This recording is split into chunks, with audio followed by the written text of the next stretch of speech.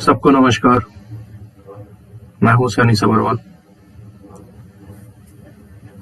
उम्मीद करता हूं आप सब लोग ठीक होंगे। त्योहारों के दिन है।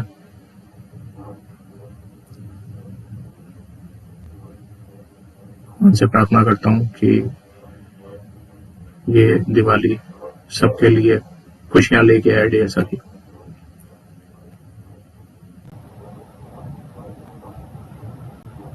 दिवाली से कुछ दिन पहले दशहरा आता है और बहुत से लोग सोशल मीडिया पे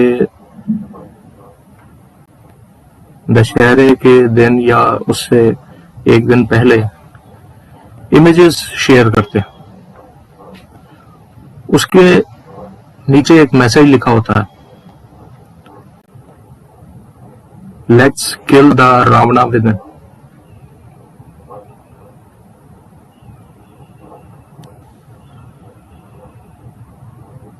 अब सोचने वाली बात यह है कि उस मैसेज को कितने लोग समझते हैं या कितने लोग उसमें वाकई मानते हैं। आपने एक मैसेज को शेयर करना तो जरूरी समझ लिया, लेकिन उसको समझना कितना जरूरी है। क्यों कहा जाता है कि अपने अंदर के रावण को मारो? वो तो बहुत पराक्रमी था, बहुत बली था, बहुत ज्ञानी था,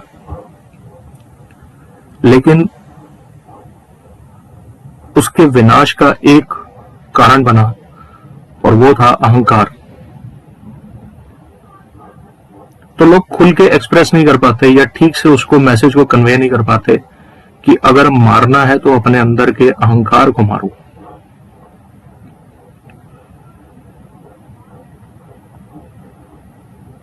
एक छोटी सी कहानी, एक छोटा सा किस्सा इसी चीज से रिलेट करते हुए। एक इंसान की कहानी जो बचपन से ही बहुत बुरी सोच रखता था, बहुत बुरे कर्म करता था, बुरा बोलता था, बुरा चाहता था और बुरा ही करता था सब पर। उसको कई लोगों ने समझाया कि भाई ये सही नहीं है, अच्छे विचार रखो, अच्छा करो, अच्छा बोलो। वो नास्तिक था, भगवान पे विश्वास नहीं था उसका, वो मानता नहीं था इन सब चीजों को। वो कहता था क्या है, सब कुछ इंसान के हाथ में।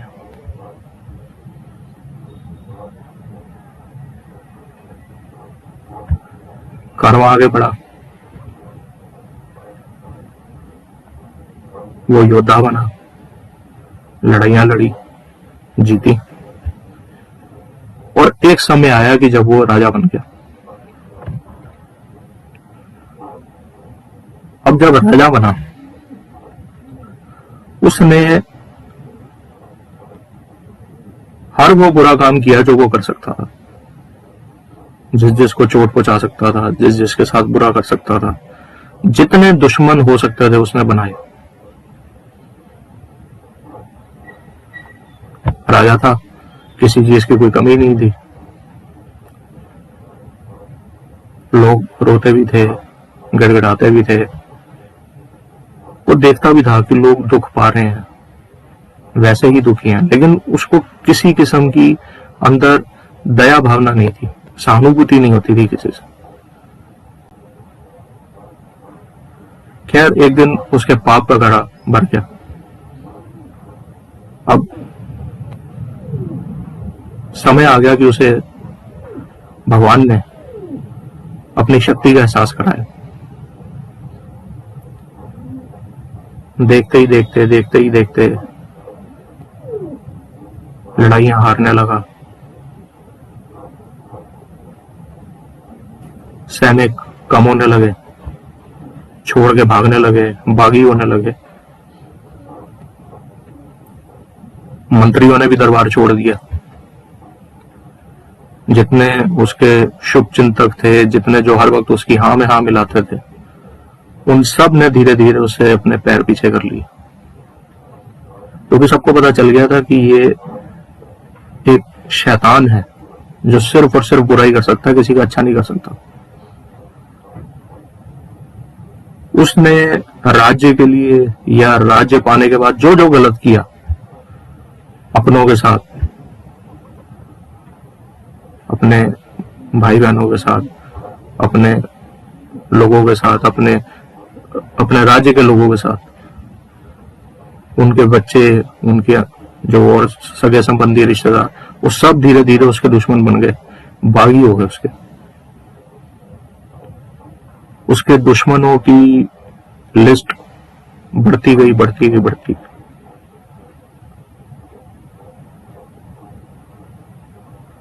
अब धीरे धीरे प्रलय आनी शुरू हो गई।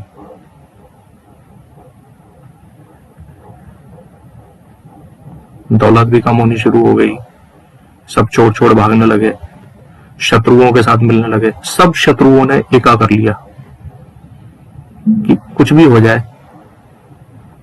इसका सर्वनाश करना है।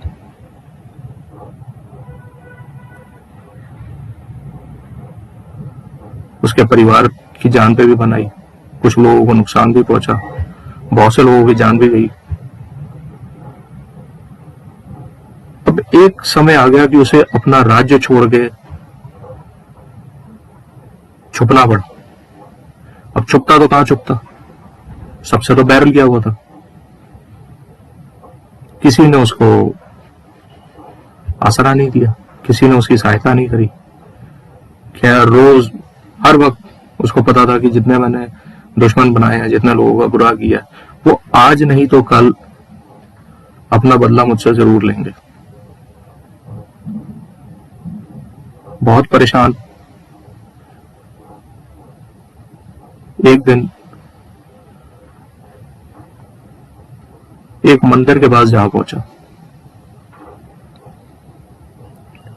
कई लोग उसको पहचान जाते थे, कई लोग नहीं पहचान पाते थे।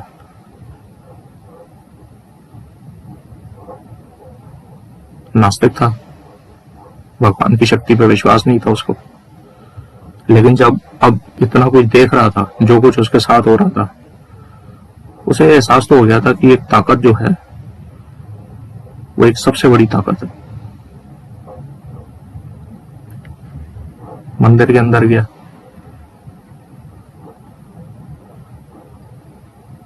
पुजारी जी ने उसको पहचाना ही,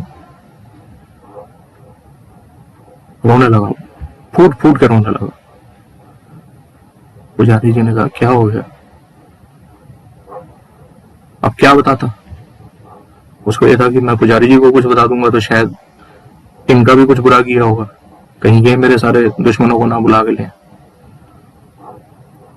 पुजारी जी ने कहा कोई बात नहीं, इस मंदिर की महानता है, सच्चे मन से जो भी आप मांगोगे आपको मिलेगा। राजा ने कहा कि मेरे पास तो बहुत सारे सवाल हैं, क्या मुझे उनका जवाब मिलेगा? पुजारी जी ने कहा अवश्य मिलेगा। सच्चे मन से घुटने टेक के भगवान के आगे हाथ जोड़ो और बात करो उनसे। मन ही मन में करना चाहते हो, मन ही मन में करो। इतना कहकर पुजारी जी थोड़ा बाहर तक चले गए। अब वो घुटनों पे आ गया, हाथ जोड़े, रोने लगा। आपने ये क्या किया है मेरे साथ, ये आपने मेरे साथ सही नहीं किया। मेरा राज्य चला गया, मेरी धन दौलत चली गई, मेरे लोग मेरे शत्रु बन गए, मैं जगह जगह छुपता फिर रहा हूं, मेरी जान पे पड़ी है, मेरे अपनों की जान पे बनी है। ये हो गया, वो हो गया, आपने बस नहीं करी, ये हो गया, वो हो गया, आपने बस नहीं करी। अब तो बस कर दो, अब तो बस कर दो। तो अचानक एक आवाज आई, तूने करी थी? सबको कहा गया ये आवाज कहां से आई? वो आवाज भगवान की थी। आज तू घुटनों पे बैठ के हाथ जोड़ के मुझसे रहम की भीख मांग रहा। जब तेरे दरबार में तेरे आगे लोगों ने हाथ जोड़े, घुटने टेके, रहम की भीख मांगी, क्या तूने उन पर रहम किया था?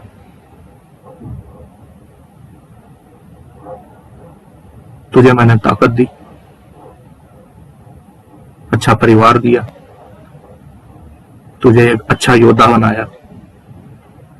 उस ताकत का सही इस्तेमाल करना तेरी जिम्मेदारी थी, लेकिन तूने क्या किया? उस ताकत का गलत इस्तेमाल किया। उस ताकत से लोगों की भलाई करनी तूने जरूरी नहीं समझी, उनका बुरा करना जरूरी समझा। तो आज जो तू मेरे पास यहां बैठ के गुहार लगा रहा है, अब तो बस कर दो, अब तो बस कर दो, तूने करी थी ये?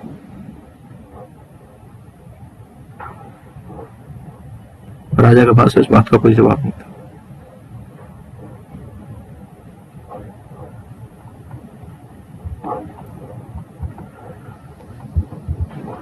जैसे भी कर्म हम करते हैं, हमें वैसे ही फल मिलता है। अपनी पिछली वीडियो में मैंने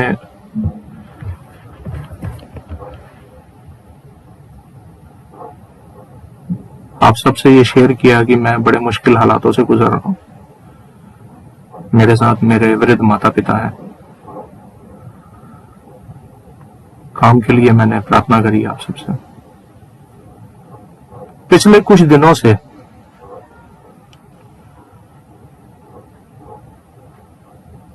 मैं ये देख रहा हूं और मुझे ये बताया जा रहा है, मुझे जताया जा रहा है कि मुझे परेशानी में देख के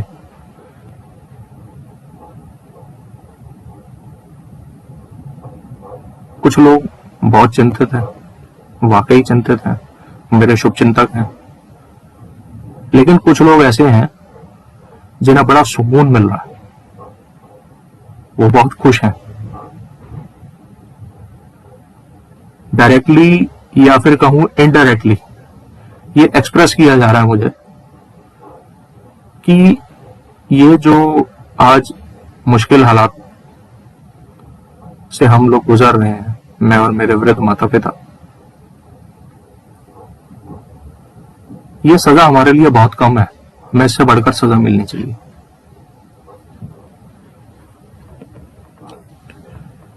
एक बात आप सबकी जानकारी के लिए बता दूं, किसको सजा मिलनी है और किसको नहीं मिलनी है, यह फैसला इंसान के हाथ में कभी नहीं होता। ना कभी था, ना है और ना ही शायद कभी हो।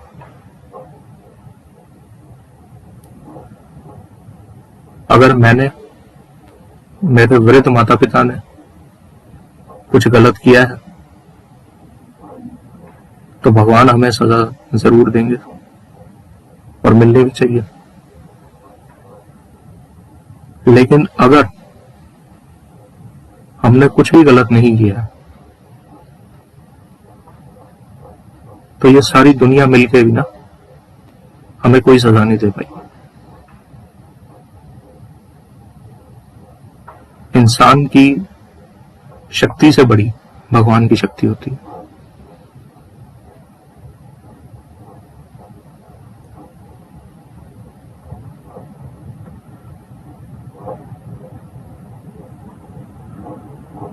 यहां का किया था उसका हिसाब ना यहीं देना पड़ता।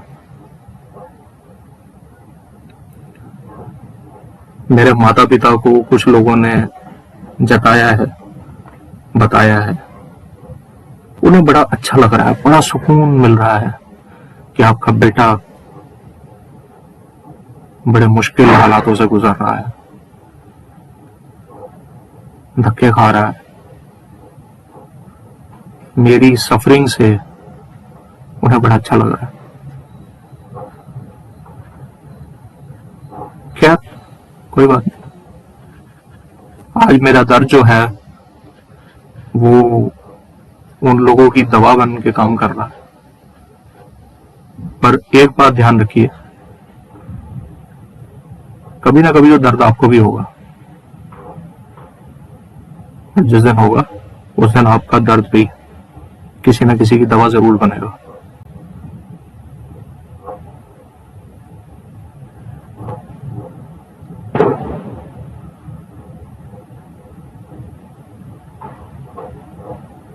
बहुत मुश्किल हालातों से मैं गुजर रहा हूं, और जितने लोग मुझे अच्छी तरह जानते हैं उन सबको पता है,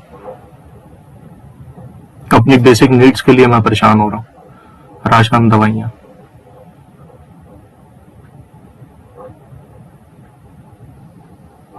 एक दो दिन में दिवाली है। ये पहली दिवाली है मेरी जिंदगी की कि जहां शायद आज एक दिया खरीदने की भी हैसियत नहीं है मेरी। पर कोई बात नहीं,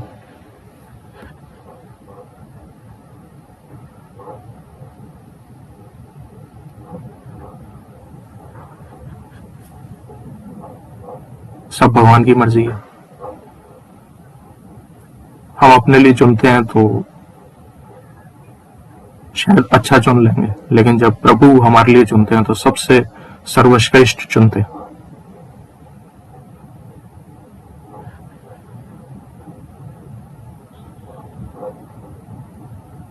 ये कहानी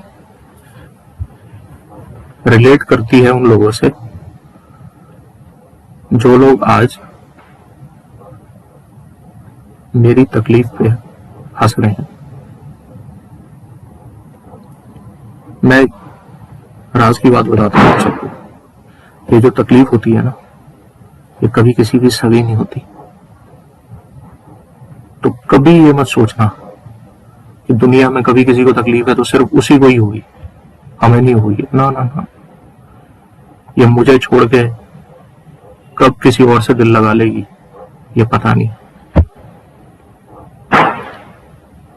इसलिए कभी किसी की तकलीफ पे हंसिए मत, खुश मत होइए, और तमाशा तो बिल्कुल मत देखिए। तमाशा देखने वालों के अपने बनते देर नहीं लगती। अब जो मेरे शुभ चिंतक हैं, जो मेरे इस मुश्किल दौर में मेरे साथ हैं, मेरे वृद्ध माता पिता के साथ हैं, हर कदम पे हमारे साथ खड़े हैं, वो लोग जरूर एक बात पूछेंगे कि ये किसकी बात कर रहे हो, बताओ, नाम बताओ, किसके बारे में बोल रहे हो। नहीं, ये चीजें बताने की नहीं होती, ये समझने की होती। बताती हमारी अंतरात्मा है, हमारी अंतरात्मा हमें बताती है। हर इंसान को यह पता होता है कि कौन उसका अच्छा चाहता है और कौन उसका बुरा चाहता है।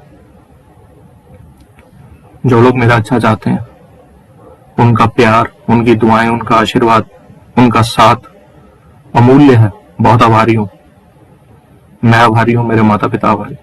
और जो लोग आज हमारी इस तकलीफ पे खुश हो रहे हैं, या वो ये सोच रहे हैं कि अब मौका आया है हिसाब बराबर करने का, कोई बात नहीं। हिसाब बराबर तो आप कर सकते हो, लेकिन हिसाब कभी खत्म नहीं होता। आपका भी हिसाब कभी ना कभी जरूर होगा। खैर, अगर कोई समझ जाए तो ठीक है, नहीं तो कोई बात नहीं। समय तो सबको समझा ही देगा। फिर भी मैं सबके लिए हाथ जोड़ के प्रार्थना करता हूं, ईश्वर की कृपा सबका बनी रहे। अपना ख्याल रखिए, और आप सबका प्यार, आप सबकी दुआएं, आप सबका आशीर्वाद चाहूंगा।